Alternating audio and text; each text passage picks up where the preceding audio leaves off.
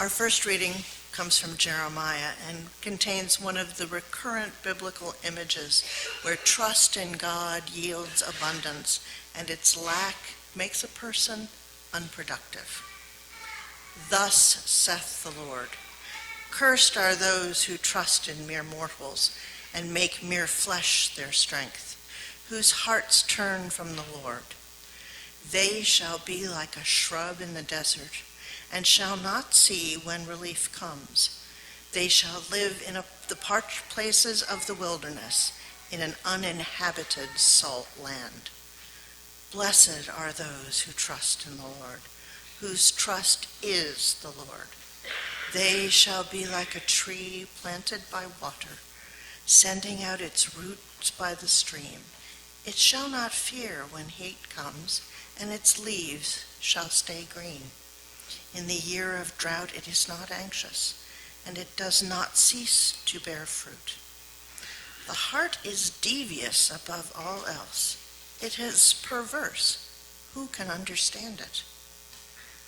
I, the Lord, test the mind and search the heart, to give to all according to their ways, according to the fruit of their doings.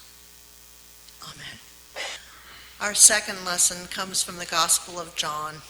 It's a very well-known story, and it occurs in all four of the Gospels, although, as some of you will recall, in Matthew and Mark, Mary anoints Jesus' head, not his feet. And since I started my life as a scientist, I had to look up nard.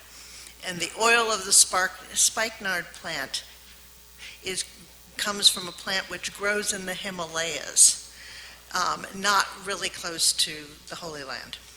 And it's the underground stems of the plant that are crushed to produce this oil, which has a long history of use as a perfume, a medicine, and in religious ceremonies from India to Europe.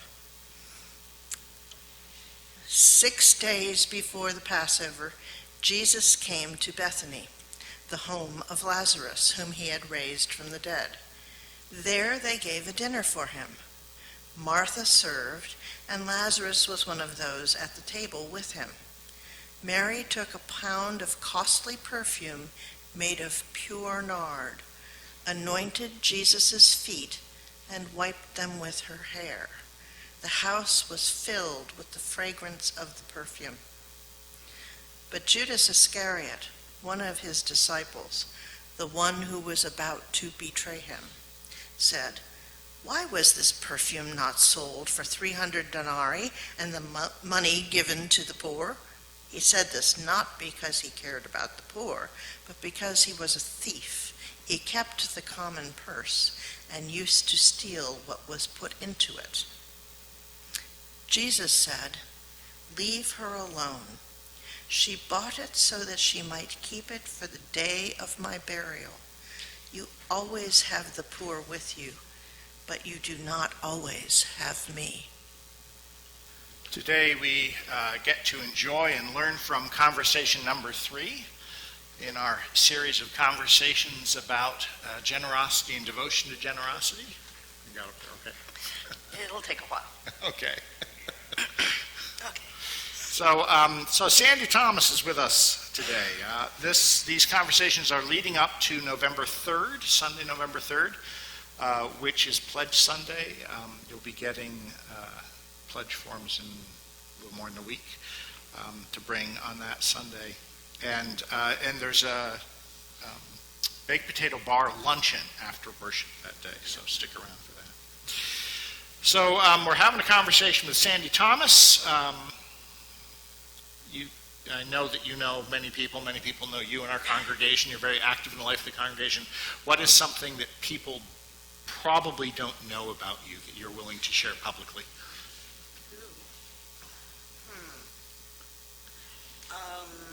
There's a number of, I share so much though, I don't think there's a lot that I haven't shared with at least someone. But an interesting fact is my husband and I eloped. We got married on Valentine's Day, and then we didn't tell anyone, and then got married in the church 6 months later. So we get 2 anniversaries. So one question that we're asking everybody that we do these conversations with is, how did you learn about generosity? Oh, well, I'm glad you asked that because I prepared an answer. Sort of. I was a late bloomer. I'm the baby of the family, so everyone else had to be generous to me to start with. So that's part of the answer. But I guess generosity wasn't really in my thought process. I saw it, examples of it. My parents were taken in by relatives when we moved out to California from living in New Mexico. My father worked in the potash mines there, and they went on strike and never resolved the strike. So we ended up moving to California where there were jobs. And I had 2 uncles and their families that took us in. And then through our lives, we paid that back by taking in an uncle that moved to California and several cousins. So that part of generosity was shown to me by my family. As far as monetary generosity, I don't think there was a lot to show because we were poor. There wasn't a whole lot to share. There wasn't a lot to share. But, we've opened our homes to people, so that's So over your lifetime, how has your understanding of what generosity means shifted, or how generosity is lived shifted? Well, I have a better understanding of what giving is. The passage in the Bible about the woman who gives 2 small coins being more valuable than those that give lots and lots, because they have lots. So they're impacted. They're not impacted as much. So knowing that I don't have a lot of monetary value to share, knowing that I have my time and my love, that helps. So, and I think that's more important. The song said it. That was beautiful. Thank you.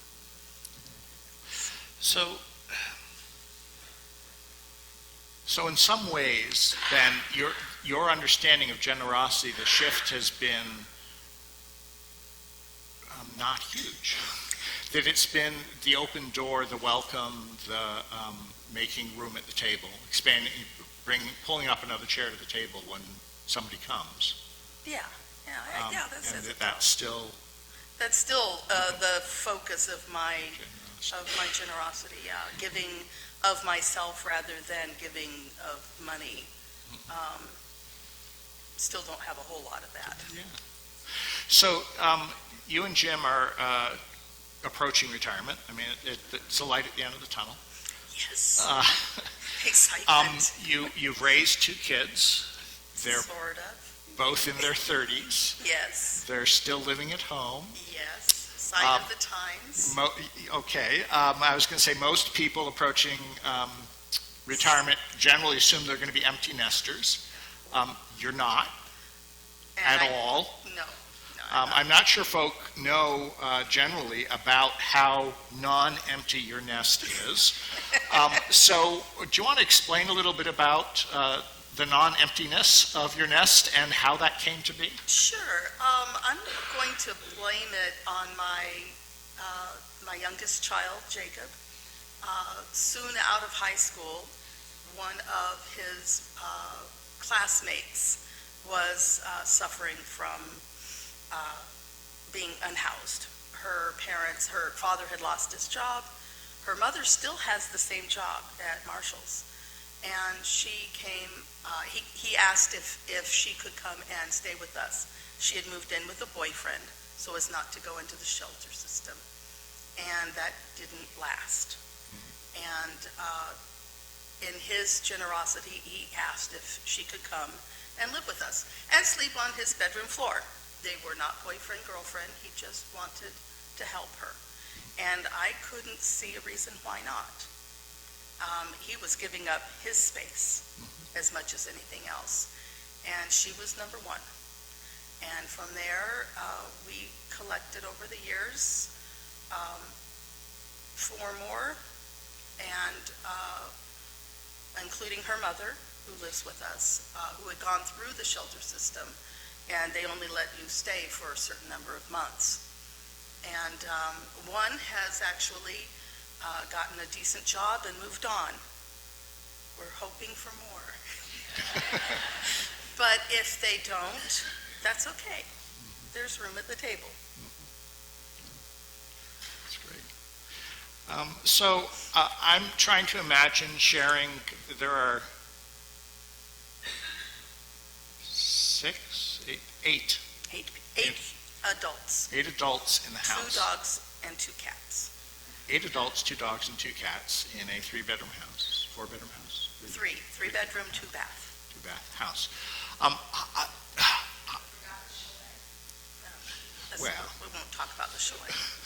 So I'm just assuming that there would be moments where there's some resentment,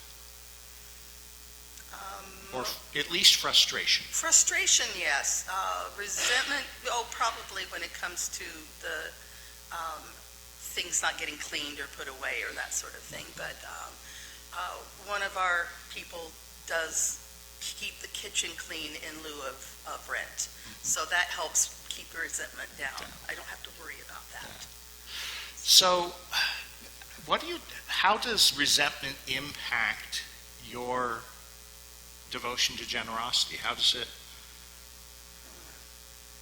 or how do you keep it from impacting?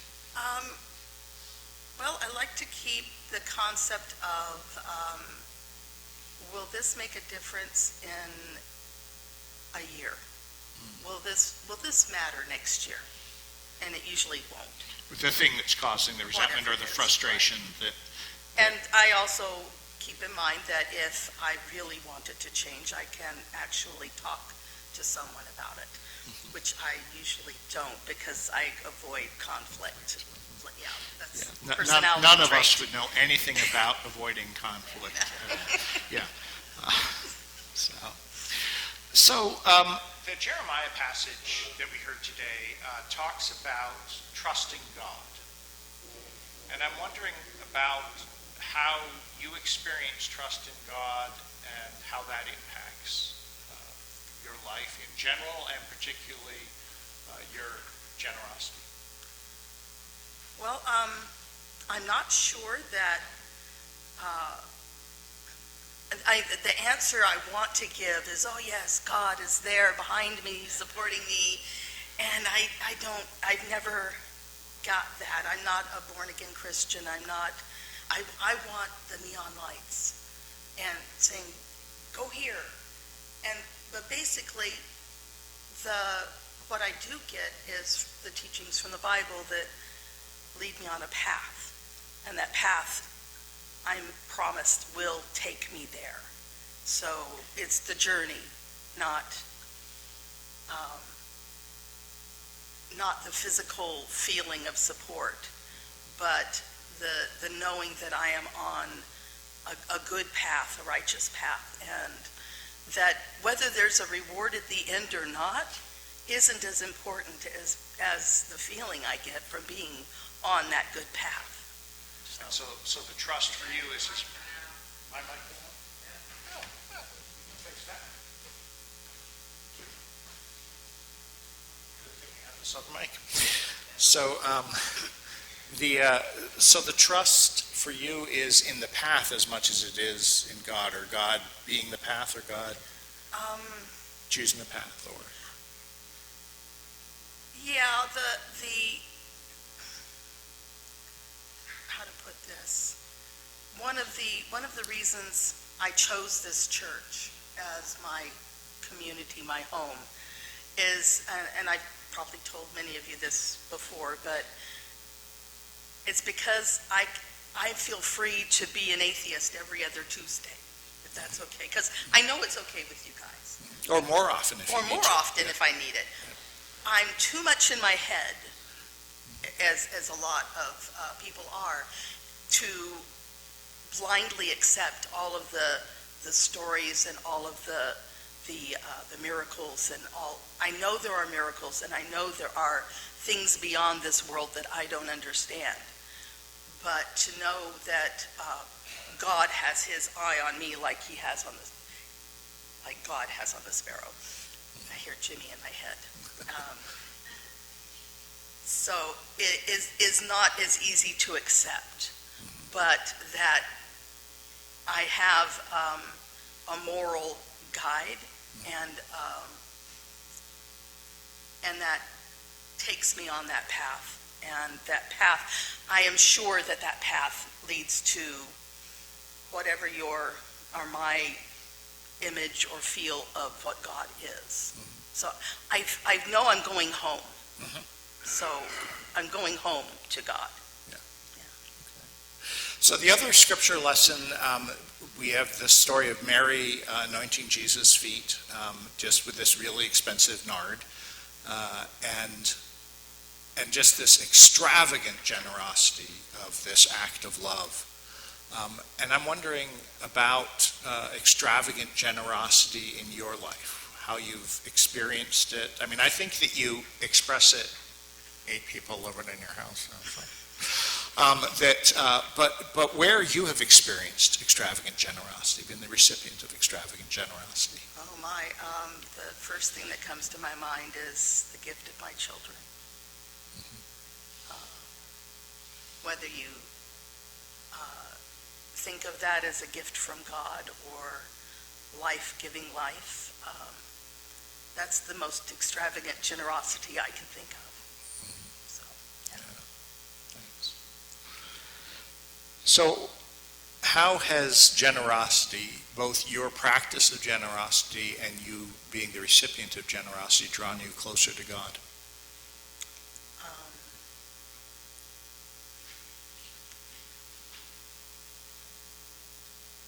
Since this has come into my life, has become part of my life, and the two things kind of came together at the same time, joining this church and being generous to the people that are living with me, I definitely feel like I'm on a very good path, and that feels really, really good. And if that isn't walking closer to God, I don't know what is. So, yeah. Yeah, one of the things I thought we did really well when we were forming Niles Discovery Church was picking a one-line motto: united in God's love for everyone's journey, no exceptions. And that focusing on the journey rather than the beliefs as being really important, because that is where we encounter God, is in the journey. Yeah, so cool. So how do you and Jimmy decide, I like calling him Jimmy. How do you and Jim decide what your church pledge is going to be, if you don't mind sharing that process with us? When we first started with the church, Jim was unemployed and had been underemployed for a number of years. I think once we counted it all up, it was about 10 years of underemployment and unemployment. So our generosity was pretty meager at that time. So we talked about it and what could we afford, and we really couldn't afford much, but we made the effort anyway. And I would say that then our generosity was greater than it is now, because we had less disposable income. So we made a conscious effort to join in and participate and live through the community our generosity. What was it called? Wasn't home warming. It was Winter Relief. The Winter Relief program was still going at that time. I was so proud of this church for doing that. It was like bringing people into your home. There's that theme again. And since then, as we have grown better and more comfortably financially, every time that something has happened, we've upped our donation. And we're upping it again another, what did I decide, $200 this year per month, because I've got my mortgage paid off. Yay! Yes. So that's a big chunk of change that's not going out, so I can afford to be more generous. That's cool. That's cool. So the process for you includes looking at the whole picture of what your resources are and what your commitments already are. And do you sort of count as part of your giving the cost for your family of having your kids still at the home and the other adults as well? And I probably should, but I never have. It's just, that's what happens. That's the money that goes out. It wouldn't be that much less without those people there. Well, maybe it would. I've never done the math. Okay. Well, maybe you shouldn't. Maybe I shouldn't. No, I probably shouldn't. Okay. Is there anything else you want folk to know about your journey with generosity and what it means to you to be devoted to generosity? I just know that being generous myself, I can give out $5 to a homeless person here and there, and I do frequently. I keep some in my glove box for that. But that doesn't impact but one person at a time. And what we give as a collective to both this church and the wider church has so much more power and so much more oomph. And it still feels good. It's a little bit more distanced, but the power of it is just amazing when you see what the wider church does for the world, helping people out in the world, and what this community does for the wider community here in Fremont. Yeah. I was speaking to another religious leader in the community about what their faith community was doing, what our faith community is doing, and when they heard about what we were doing, they said, well, how big is your church? And I said, that we have 130-ish members, something like that, 140 members, and average attendance is running around 80 or something right now. And the response was, and you're doing all of that? And it is pretty amazing how active our church is in the wider community. And it is possible because people are devoted to their generosity of time, talent, and treasure. Especially talent. Yeah. So would you thank Sandy with me for being here for this conversation?